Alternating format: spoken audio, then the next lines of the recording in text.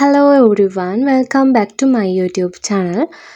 අද අපි කතා කරන්නේ ග්‍රාම සේවක විභාගයේ පේපර් ව්‍යුහයන් සම්බන්ධ අවබෝධයක් ලබා ගැනීම පිණිස තමයි මේ වීඩියෝ එක කරන්නේ. ඉතින් මුලින්ම ඔයාලා දන්නවා මේ ග්‍රාම සේවක විභාගයේ ගැසට් වුණා. ඊට පස්සේ අවසානම දවස උනේ නොවැම්බර් 24 වෙනකල් ඔයාලට ඇප්ලයි කරන්න පුළුවන් වුණා. ඉතින් අද අපි කතා කරමු මේ ග්‍රාම නිලධාරී විභාගය සඳහා මොන මොන පේපර්ස්ද එන්නේ, ඒවා සකස් වෙන්නේ මොන විදිහටද, ඒ ඔස්සේ ලබාගත හැකි ලකුණු සංඛ්‍යාව සහ ඔයාලට කොහොමද කොයි වගේ ලකුණු මට්ටමක්ද ගන්න ඕනේ මේ විභාගය සමත් වෙන්න කියන දේ. ඔයාලට මේ සම්බන්ධ තවත් මූලිකම දැනුවත් කිරීම අවශ්‍ය නම් ඔයාලට තියෙන ගැටලු පහලින් කමෙන්ට් කරන්න. මම ඒ සම්බන්ධ වීඩියෝස් දාන්නම්. ඔයාලා දන්නවා මේ විභාගය මොන මොන මාධ්‍යංගෙන්ද පවත්වන්නේ කියලා. සිංහල, දෙමළ, ඉංග්‍රීසි යන මාධ්‍යංගෙන් මේ විභාගය පැවැත්වෙනවා. මේක උපලේඛනය ඔයාලට මේ ගැසට් එකේ ආපු උපලේඛනය සඳහන් වෙනවා කොයි කොයි දිස්ත්‍රික්ක තුලද පවත්වන්නේ මේ විභාගය කියලා. ඊට අමතරව අපි දැන් කතා කරමු මේ ග්‍රාම නිලධාරී බඳවා ගැනීමේ තරඟ විභාගය මොන ප්‍රශ්න පත්‍ර ඔස්සේද සිදු වෙන්නේ කියලා. මූලික වශයෙන් ප්‍රශ්න පත්‍ර 3ක් අපිට ලැබෙනවා. මේ ප්‍රශ්න පත්‍ර 3 විතරයි. පළවෙනි ප්‍රශ්න පත්‍රයේ භාෂා භාවිතය හා අවබෝධය. මේකෙන් ලැබෙන ලකුණු සංඛ්‍යාව ලකුණු 100යි.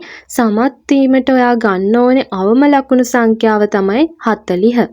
ඒ වගේම තමයි මේ භාෂා භාවිතය සහ අවබෝධය කියන පේපරේ පැය 1:00ක් ඇතුළත තමයි ඔයාලා පිළිතුරු සපයන්න ඕනේ. දෙවැනි ප්‍රශ්න පත්‍රයේ අපිට ලැබෙන්නේ දේශීය සහ ගෝලීය ප්‍රවණතා පිළිබඳ සාමාන්‍ය දැනීම කියන ඒකකයේ ඔස්සේ.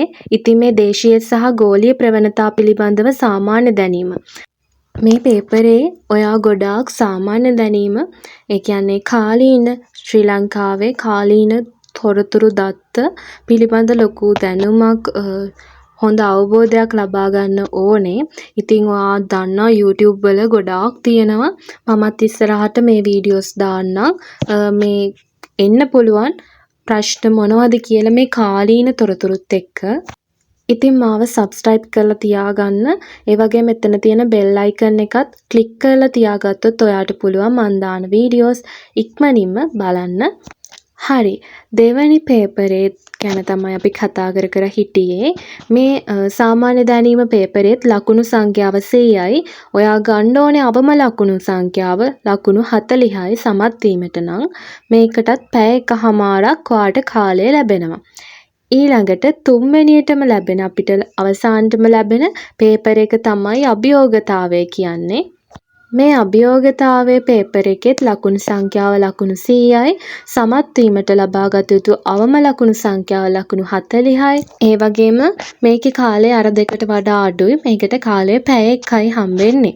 ඉතින් මේ විදිහට තමයි ප්‍රශ්න පත්‍ර ව්‍යුහය ගැන සාකච්ඡා කරනකොට ශ්‍රී ලංකා ග්‍රාම නිලධාරී ශ්‍රේණියේ 3 වෙනි ශ්‍රේණියට බඳවා ගැනීමේ තරඟ විභාගයේ 2025 පිළිබඳව ඉදිරියටත් මම වීඩියෝස් දානවා. මේකේ සාමාන්‍ය දැනීම, භාෂා භාවිතය, ඊළඟට අභියෝගිතාව පේපර්ස් සඳහා අනුමාන ප්‍රශ්න සහ මේ පේපර්ස් සැකසෙන්නේ කොහොමද කියලා ඔයාලට හොඳ අයිඩියා එකකින් එක්සෑම් එකට යන්න පුළුවන් වෙන වීඩියෝස් මම ගේනවා. ඉතින් ඔයාලට පුළුවන් ඔයාලට අත්‍යවශ්‍ය මොන වගේ දේවල්ද කියන එක, වැඩිපුර අත්‍යවශ්‍ය මොන වගේ කරුණු පිළිබඳවද දැනගන්න ඕනේ කියන එක පිළිබඳවත් පහලින් කමෙන්ට් එකක් දාන්න. ඉතින් මම ඒ සම්බන්ධ වීඩියෝස් ගේන්නම්. තවමත් මාව subscribe කරලා නැති අය subscribe කරලා එතන තියෙන bell icon එකත් click කරන්න කියලා ආදරෙන් මතක් කරනවා. ඉදිරියටත් ගෙනෙන වීඩියෝස් ඔයාලට බලන්න පුළුවන් එතකොට. ඉතින් ගිහින් එන්නම්. සුබ දවසක්.